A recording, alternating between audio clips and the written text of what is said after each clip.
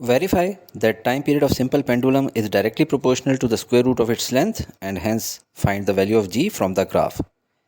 ये पेंडुलम की डायग्राम है, ये रहा टाइम पीरियड का फॉर्मूला। हमने इस तरह का ग्राफ बनाना है between time period and square root of length और फिर g की वैल्यू फाइंड करनी है। आपको प्रैक्टिकल में इस तरह से पेंडुलम की कुछ कैलकुलेशंस मिलेंगी जो कि एज्यूम किया जाएगा कि किसी स्टूडेंट ने इस तरह से ली हुई हैं कि अगर 0.5 मीटर लेंथ ली जाए पेंडुलम की, लेंथ होती है स्ट्रिंग की लेंथ प्लस बॉल या बॉब का रेडियस,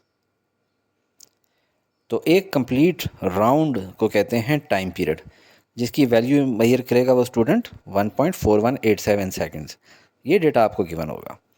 इसी तरह उसने अगर लेंथ ली 1 मीटर तो उस पर उसका टाइम पीरियड आया 2.0064 सेकेंड। लेंथ अगर उसने ली 1.5 तो टाइम पीरियड आया 2.45 सेकेंड। लेंथ ली 2 तो टाइम पीरियड आया 2.83 सेकेंड्स। लेंथ ली 2.5 तो टाइम पीरियड आया 3.1724 सेकेंड्स। तो ये डेटा आपके पास गिवन होगा।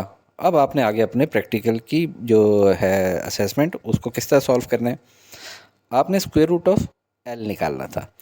वो बड़ा अच्छा कैलकुलेटर के थ्रू आप निकाल सकते हैं। 0.5 का स्क्वायर रूट लेंगे आ जाएगा 0.707। 1 का स्क्वायर रूट 1 नहीं होता है। 1.5 का स्क्वायर रूट होता है 1.22। 2 का स्क्वायर रूट होता है 1.414। 2.5 का स्क्वायर रूट होता है 1.58। ये सारी कैलकुलेशन आप कैलकुलेटर से कर लेंगे।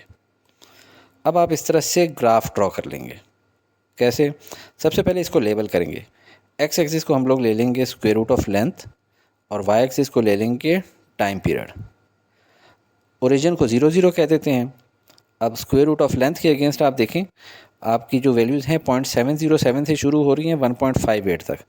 तो आप अगर इसको 1 लें, 2 लें, 3 लें तो ये बहुत ज़्यादा हो जाएगी। तो आप छोटी यूनिट्स लें, 0.5, 1, 1.5 और ये 2। इसी तरह टाइम पीरियड की थोड़ी बड़ी यूनिट लेंगे 1, 2, 3, 4। क्यों?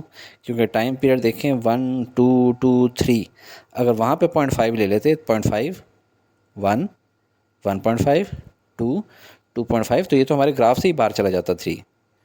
लिहाजा हमने बड़ी यूनिट ली 1, 2, 3, 4। अब देखें एक एक को ड्रॉ करते हैं। पहला point under the root length है 0.707 अलॉन्ग एक्स एक्सिस जो कि यहाँ कहीं बनता है, और दूसरा है 1.4187 जो कि यहाँ कहीं बनता है। दोनों को प्लॉट किया तो ये पॉइंट आ गया। अगला देखते हैं अलॉन्ग एक्स एक्सिस 1 यानी यहाँ पे, और अलॉन्ग वाई एक्सिस 2.00 इस पॉइंट पे। अगला देखें अलॉन्ग एक्स एक्सिस 1.22 और अलॉन्ग वाई एक्सिस 2.4 समथिंग। ठीक है, अगला देखते हैं along X axis 1.4 something and along Y axis 2.8 something यहाँ पे। अब along X axis 1.58, along Y axis 3.17। तो ये आपके पॉइंट्स आ गए। अब आप इनको मिला लें तो ये आपका ग्राफ ड्रॉ हो गया। अब हमने फाइंड क्या करना है, जी। तो वो किस फार्मूले से मालूम करेंगे? टाइम पीरियड के फार्मूले से। इसमें अभी आप देखें हम लोग किसी एक वैल्यू को ले लेते हैं, इस वाली को, क्योंकि इसको करना आसान है, क्योंकि अंडर द रूट एल की वैल्यू 1 है, ज़्यादा सॉल्व नहीं करना पड़ेगा। तो यहाँ पे टाइम पीरियड की वैल्यू है 2.0064। हम लोग राउंड करके 2 ले लेते हैं। 2 मल्टीप्लाई बाई पाई, पाई की वैल्यू होती है 3.14, तो 3.14 मल्टीप्लाई बाई 2 हो जाता है 6.28। अंडर द रूट एल की वैल्यू है 1 और नीचे under the root G. Rearrange करें, अंडर द रूट जी इधर आ जाएगा और यहाँ पे आ जाएगा 6.28 डिवाइडेड बाई 2।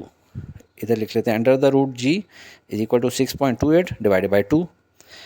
2 1 ज़ा 2, 2 3.14 times is equal to 6.28।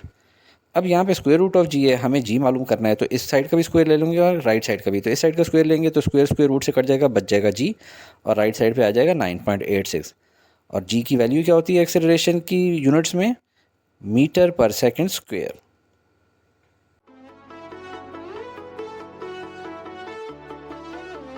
Study with me, a learning experience.